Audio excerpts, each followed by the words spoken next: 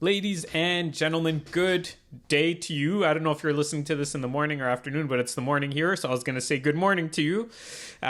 Hope everybody's doing well. And I interviewed Mel and Dave today, investors Mel and Dave. For those of you that don't know, they've been investing for a long time, over 200 units, and they are investing in North Bay. So they're into residential, commercial, and now they are starting to explore other properties outside of the city. So they're looking at multi-units, even 50 units and over, that type of thing.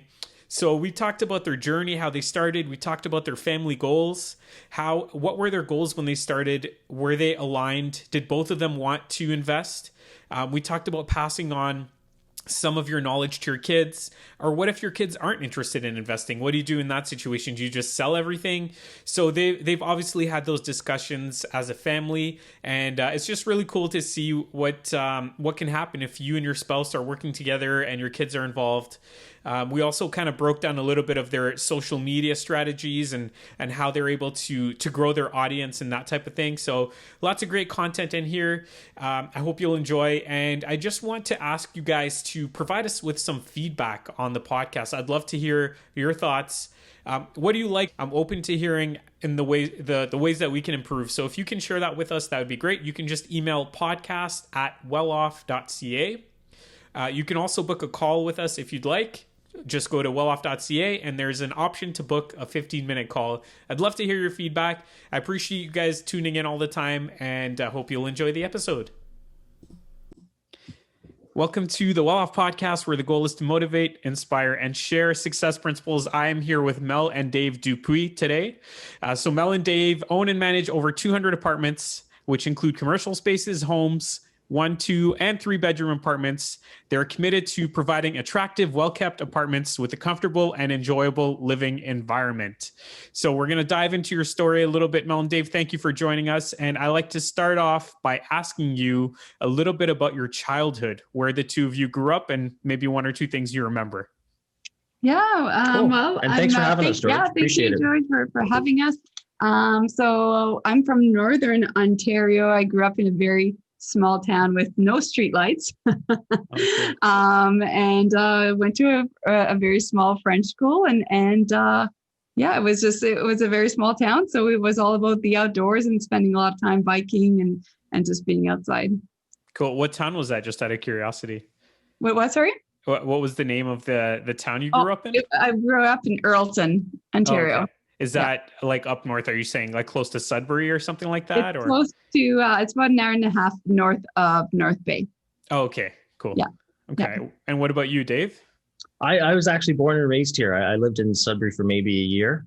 But yeah, I grew up in North Bay, went to school in Ottawa and came back here. And yeah, what I remember from childhood is just playing hockey all the time, just being gone every weekend for hockey, and not really getting to do that outdoor stuff. But now we're making up for it, and we're doing outdoor stuff like skiing and what do you call it, snowmobiling and all that now, because it was all hockey when I was growing up. So yeah, Northern Ontario stuff. Yeah.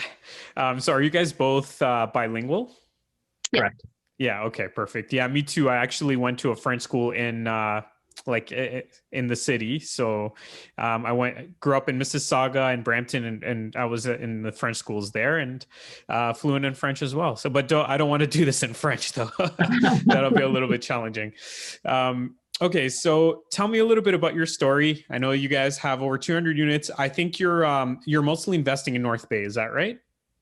Yes, correct. Yeah. So we specialize in solely buying our properties. So that's kind of our specialty, and it's multifamily. But yes, for now, although we are setting up our LLCs and all that to invest, and we're looking across Canada as well. Okay. So your units, you talked about multis. Are you investing in like duplexes, triplexes, or are you investing in larger properties? For now, we're starting to invest in bigger properties. To be honest with you, yesterday we just closed. We sold a duplex, and last month we sold a duplex. But yeah, we're looking at, like Mel said, bigger properties, and we are looking outside of North Bay now more and more, just to get outside of the one city and buy some bigger units throughout Canada and throughout the States. But yeah, as of today in North Bay. Okay, where are you guys starting to look? Are you looking like further south towards Toronto, or are you looking maybe out east or out west or something like that? I've been looking in Florida. I've got a soft spot for Florida. I've been looking at every province. Like I know in Quebec, there's some very low price deals in that. I've been looking out west as well. So it's just honestly, it's whatever deal makes sense. And as I'm looking, let's say 10 units are over, 20 units are over, where it doesn't matter where the market is. It's just kind of getting to learn, okay, how is the landlord tenant board act there? Is it more landlord friendly, tenant friendly? And then just what is the market doing, right? Is it a what's that saying? One town pony or whatever one. So I just want to make sure I'm not buying somewhere where it's just a mill, and if it closes, then what's going to happen? So just things like that, right? Sure.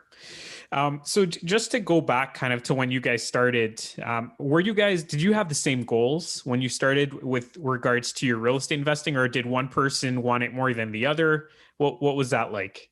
Yeah. So when it was interesting because when I met Dave, I had two properties. Dave had one. And no, we were on the same page. I knew that I wanted to grow my portfolio. Dave felt the same as well. So we were definitely on the same page, which obviously made life a little easier because there was one person trying to convince the other. We were pretty driven on, we knew that with real estate, we could create financial freedom for ourselves and for our kids. So we knew that we could do it. And that's why we decided to go fully on and grow as much as possible. Do you remember what your goals were back then? Did you have a specific goal, or was it just like, we want to get to financial freedom? Yeah, I had a specific goal when I met Dave, and that was I wanted 10 properties by the time I was 40. Okay. And then I think before I turned 40, we had 27 properties. So although back then it seemed so unrealistic, that goal was really aiming for the stars, shooting for the stars type of thing. And everybody would tell me, why would you want to do that? And, it's impossible and all those things. But I was able to get to significantly more. Cool. And what did that 10 property goal mean for you guys? Why did you pick 10 properties? I just knew that it would change my financial situation substantially. I knew that I would have that security. I knew that I wouldn't be looking at my pay stubs anymore and try to figure out, okay, with payroll, that feeling of payrolls in 2 weeks from now. I knew that I would just erase that out of my mind. And that's good. At that time when I said it, it was just kind of, I didn't know exactly, like I didn't break it down. It was more of a. But you got people in your close circle, like not naysayers, but you got a lot of, not heat for that, but what's the word I'm looking for here? Yeah, I got a lot of comments. Yeah, unwelcome comments when I told them about. When you set it up. When I said it, for sure. Yeah. And that's quite often normal, I suppose. But I just wanted. It just sounded like an aggressive goal, I guess. And I thought, wow, if I can actually make this happen, like that would be amazing. And I just kind of rounded off my numbers, and 10 by 40 sounded good. Well, you more than doubled that. You said 20, you reached 27 properties by the time you're 40. When you guys get there, how do you feel? Like, are you still motivated to keep growing, and why would you continue to grow if you've reached your goals and you have what you want at that point? And Mel had that goal, and I was going to say my goal or our goals now, they're all like every month they change, or they just differ, right? And I'm just thinking before was, the goal was to leave our full-time employment, and then we did. And then after that, it was, okay, let's have the buildings purchase a vehicle for us. Okay, so we'll only do that if we buy 3 more properties, or if we get the total of another, I don't know, $1,000 or $1,500 more cash flow. So that would be the incentive. Boom. Then we bought Mel's Escalade. And then, so that goalpost is always moving to whatever is necessary, right? We want to go on a trip with the kids. Okay, well, we're not going to pay for it. The buildings are. So let's buy another building, and that'll be the vacation fund. So that goalpost is always moving. And that's the fun thing, because whatever we draft up today in our minds, we just know that, okay, how do we do it? Buy more real estate and have those buildings pay for whatever goal we set up next. Yeah. Mel, you like the Escalade, eh? A big vehicle. I love the Escalade. Yeah. Well, you know what? It's and I don't know if you know the story, but after the car crash, Yes. I just don't feel comfortable driving a smaller vehicle. So yeah, I love the Escalade. And we have 3 kids and 2 dogs, so we needed something big. Yeah. Oh yeah, makes sense. I was going to ask you about your kids. So how old are they now? Are they are they taking an interest in what you guys are doing, or are they still too young for that? It's interesting. Yes and no. So they certainly each have their own little passion. I mean, 15, soon to be 16, 12, no, 13. Yesterday was her birthday, 13 and 6. And they're involved in it. And they definitely see how our life has changed. And they'll often comment, they'll make comments like, Mom, remember when you used to work 9 to 5 before and you wouldn't be as home quite as much by the time I get home and all of that. Compared to now, we didn't come in the office till just before the recording here, and we'll be home by lunchtime today. So we just have a lot more flexibility. And what I love about it is that, and I'll just use Caitlin as an example. She's the oldest, and she doesn't know. She likes business. She's not sure if this is exactly what she wants to do yet. She's still unsure, but she loves horses and all of that, and her wording was, well, if I buy real estate, though, that can pay for all my horses and the barn and all the things and the vet bills. Yeah. And she has a horse now. And, she realizes she knows how expensive one horse alone is, and not to mention if she gets 20 of them. So just that mindset, which is awesome, because exactly, even if you don't want to do this full time, it's not for everyone, but it can definitely give you some additional cash flow so you can do what you enjoy with your time. Oh yeah, absolutely. So how do you guys kind of put that message or share that message with your kids to say, hey, this is what we did. Real estate can change your lives too, without kind of pushing on the family business to them? Yeah. And that's a great question, George, because again, they might grow up and absolutely not be interested in real estate. And I want that to be 100% fine. I'll touch on your question in 2 different ways. And it's funny that you asked that, because something happened this morning, again, kind of like Mel was saying. But the way we've structured our entire portfolio is, let's say all 3 kids grow up. None of them, they all say, Mom, Dad, I don't want to, step into your shadow. That was your thing. That's awesome, but that was your thing. I want to be an architect. I want to fly a plane, whatever. Even if we were to retire, we could just have someone manage the portfolio and just receive that passive income, and we could divide it amongst ourselves and them, and they would always have kind of that slush fund coming in, right? So that's the beauty of it. If they truly don't want it, or we liquidate it all. But again, our goal is to have generational wealth. So have it in the background, running like a machine, like an engine, and just providing income. So for the kids, whether they want that or not, they can get their kind of their dividends every month or every quarter, whatever we decide. And then the other thing is, without pushing it on them, like Mel said, we just always kind of plant that seed. Like, again, you want your horses? Okay, well, what's going to pay for it? Well, again, you don't have to love real estate like we do, but the income producing asset can pay for it. So even our 6-year-old this morning, we were looking at different things on the net, and he said, Dad, is that expensive? I said, yes. And he said, well, how are you going to pay for that? And I said, well, what do you think? And he's 6, right? What do you think? And he says, rentals. And I'm like, exactly. It's the rentals that are going to pay for that. So it's just, again, I'm not breathing down their necks with it. It's just, they understand that the buildings, yes, they take work, but they produce income. And that's how we benefit from it and have the lifestyle that we have.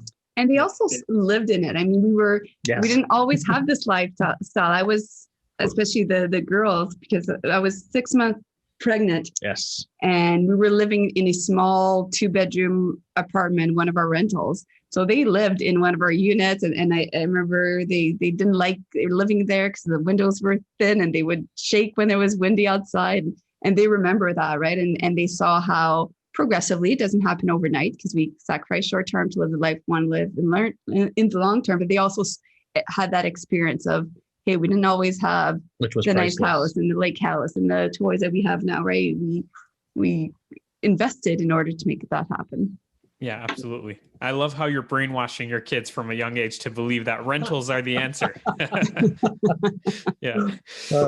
Okay, so let's talk a little bit about your like your social media presence, because I know you guys do a lot of videos together. You've had a lot of success with that. Can you share with us what you're doing and what kind of results you see from your social media endeavors, let's call it?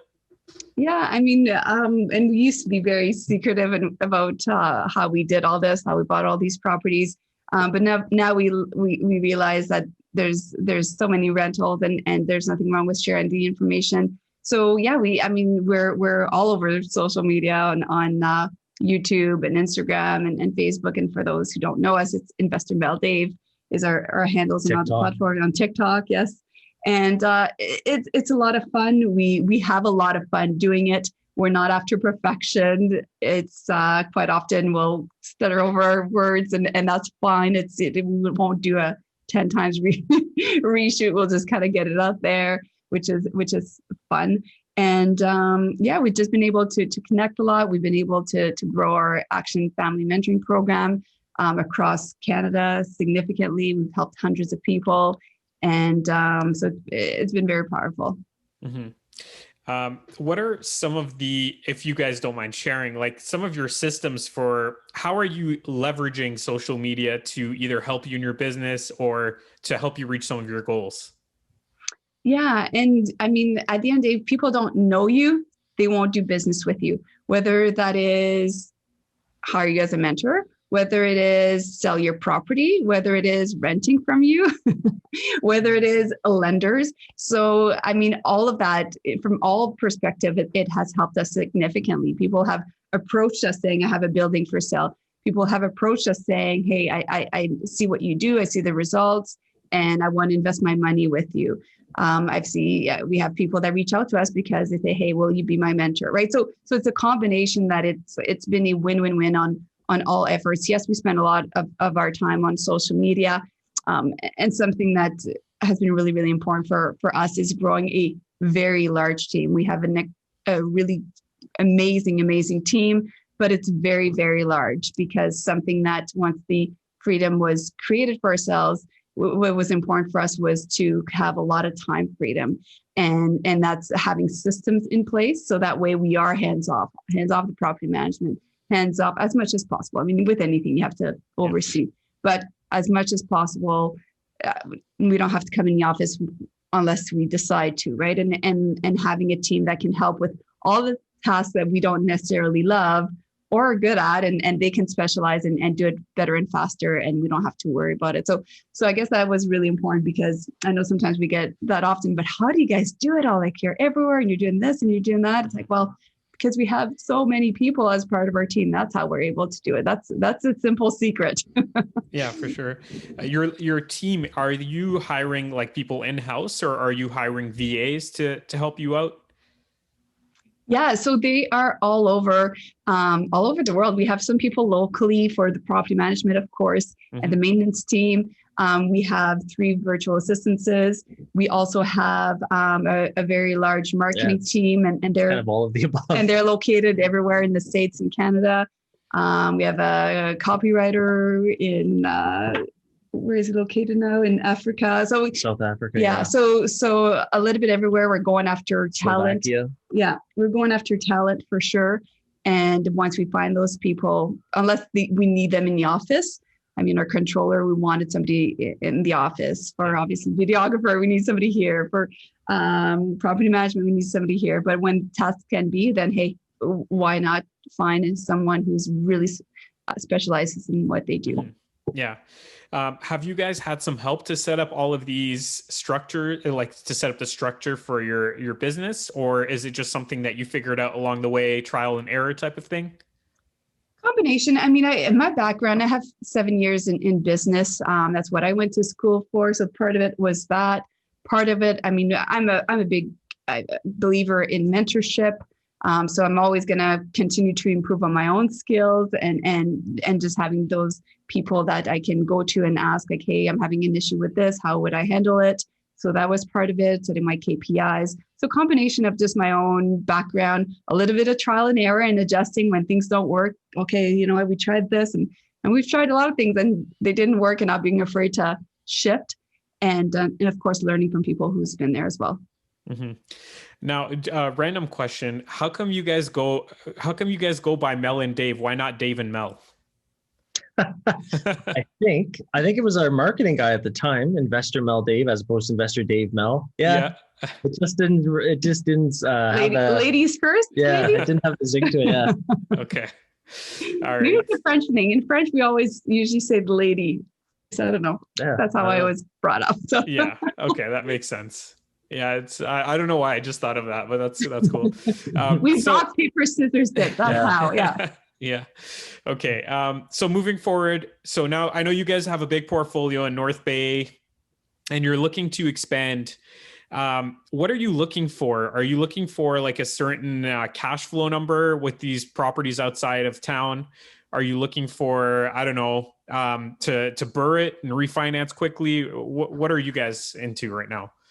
Yeah, and because we don't use any of our own money, George, that's exactly what we look at doing is finding those underperforming assets, right? And then purchasing it with as close to 100% other people's money as we can, and then getting in there doing minor renovations. It's not all about gutting every single unit, doing whatever you can to salvage what is there, and then basically getting the expenses down, getting the income up. Renovating, repositioning the asset, and then bringing it back to the bank as quick as possible to refinance, and then get into that A lender to let it now that it's stabilized. But we are looking at bigger units. We're looking for bigger buildings. So if anyone knows of any, let us know. Bigger buildings in different markets, just kind of because, again, we're going to be going outside of our particular market. So we're looking for those bigger anchor buildings in other places where it might force us to set something up there, right? So if we buy a 50-plex somewhere, well, now we're in that market and we might start purchasing more. So that's the type of building we're looking for. And hopefully all multifamily. We do have commercial units as well. So I'm not opposed to commercial, but people always need a place to live. Even during COVID, we all saw that. So if it can be a residential unit, that's our bread and butter. Yeah.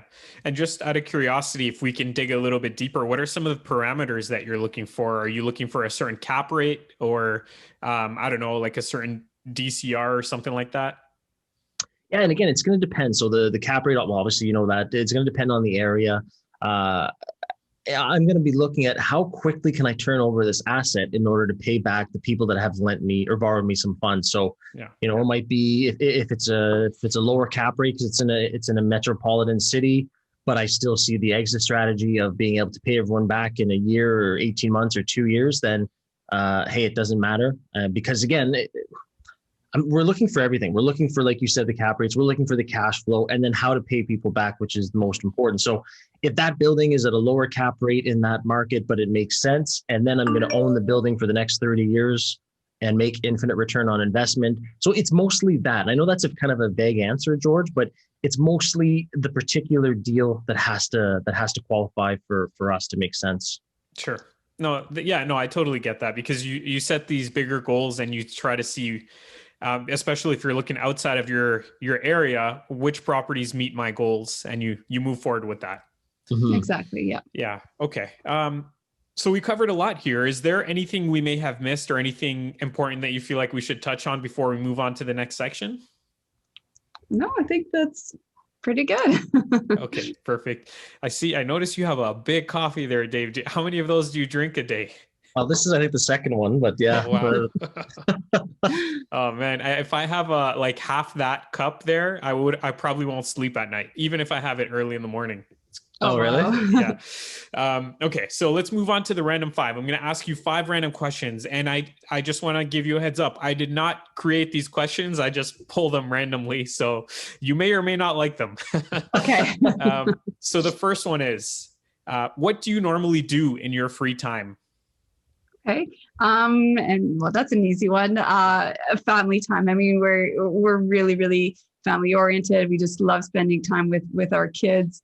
And we bought a cottage or lake house. So we spend most of our free time there and just whatever we're doing, whether it's snowmobiling or boating or hiking or swimming. So just being with them and that's kind of, that's usually what we do we have a gym as well. So we love to kind of try to sneak that in a couple of times a week, and often the kids come with us as well. And they love it because they can run around and there's toys there for them. So it's kind of a whole family event again. Awesome. Okay, great. That was an easy one for you. I think there's going to be a bit of a harder one coming up. Number 2, what was your expectation on your first date? I can go. So I was just I was like, okay, she's beautiful. Just try and stay, stay within the parameters. Don't mess it up. Don't give her any reason to say, this is the first and last date with this guy, but basically just don't screw it up was my parameter. Cause I might've been shooting outside my league, but yeah. So that was just wanted to make sure I colored within the lines or whatever that saying is. Yes. And I wasn't sure about this guy. So my expectation was just try to figure out, cause at first I remember we had met at the gym and I wasn't really interested. And but then he approached me, and because I just thought he was this big strong guy, and it just wasn't my thing. And then but he approached me, and he made me laugh, and he had a really good sense of humor. And so I thought, okay, I'll give it a shot. And so that was my expectation, was just kind of just to see, get to know him a little bit more and see where he would go. Oh, that's cool. So you guys met at the gym? Yeah. Nice. I think you're the first couple I've ever spoken to that has met at the gym. I don't know if that's very common, but good for you guys. And I don't think we've ever told this story, but I did a cheesy pickup line because I was a firefighter back then, and we had a calendar coming up, and I was in it, and I remember I approached Mel and I was like, hey, you're in shape, and how are you doing it? Trying to, in my head, I'm thinking, how am I going to relate to this girl? So I just started asking her. Anyways, just quite, I know didn't matter if she said eat yogurt or eat ice cream as your diet. But it was just back then it was an icebreaker, an opener. So that's how we met. Oh man, it's a good thing it worked out for you, because that could have gone the wrong way. Could have gone either way. She said, leave me alone. Yeah, no. Yeah. Okay, cool. So number 3, on a scale from 1 to 10, how attractive do you rank yourself? Ooh. Well, back when I was a lean, fit calendar firefighter, maybe a 9 or a 10. But again, looks, well, I guess I got to tell myself this. Difference now, I don't know. I think we've changed a lot in our... We used to be just, working out and that. We both used to be hardcore gym people, extremely fit, ate very, very well. And now now it's more of a balanced life, right? I'd have no problem doing 2 classes every day. And really, that was a huge part of my life. Compared to now, it's part of my life, but it's not our life, right? It's kind of, So am I as fit as I was 10 years ago? No. Am I healthy and can... I used to always say that. I run with the kids. I give Mel an 11 out of 10. I tell her that all the time. So that's what I give you. There you go. That should have been the question. How attractive do you rank each other? It would have been an easier one to answer, right? Well. There you go. Perfect. I've given you a lot of opportunities to make your wife feel good today, Dave. Yeah, thanks. Thanks for the easy. Had you guys pre-talk before this? Well, yeah, we could. Yeah. Okay. Number 4. How often do you update your Instagram? Daily. So every day we post, and every day we do stories. So it's extremely rare that we miss a day. Mm-hmm. I usually try to post every single day. Yeah. Cool. Okay, great. And number 5, what was your worst subject in school? Geography. Okay. I still remember, I won't say the teacher's name, but he sat me in the front row and he's like, you think this is a joke? And I was like, I'll pass the course. He passed me with a 51 just to get me out of it. School wasn't my thing. Yeah. Art class, they passed me with a 50. Geography, I'm still not good with geography, but again, that's the way of Google Maps now, so it doesn't matter. So geography and art for me were terrible. And I was the opposite. I was the A student, and I was I wasn't the teachers wanted to keep me in class because I was the good student. But probably the classes I liked least was probably the geography or history. For the 2 that I didn't love as much. Okay, fair enough. So you guys have that in common too. You should have brought that up when you approached her at the gym. Should have asked her a geography question. Yeah. And I said, I have no clue. Yeah, me either. All right, perfect. So that's it, guys. Do you want to tell people how they can reach you and what services you provide?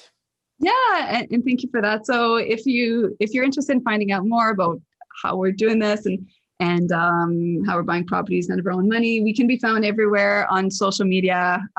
We're on YouTube, we're on Instagram, we're on Facebook, TikTok, and our username is always Investor Mel Dave. So if you search for us there, and feel free to DM us as well.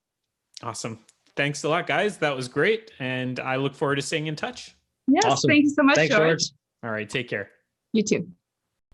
As always, thank you for listening. I hope you enjoyed the content. And if you did, I ask you to share this with a friend, with a family member, somebody who might benefit. And it's always appreciated if you can leave us a review, especially if you're listening to it on the Apple Podcasts app, or if you're on YouTube, give us a like, subscribe, comment, and your support is always appreciated. Thank you very much.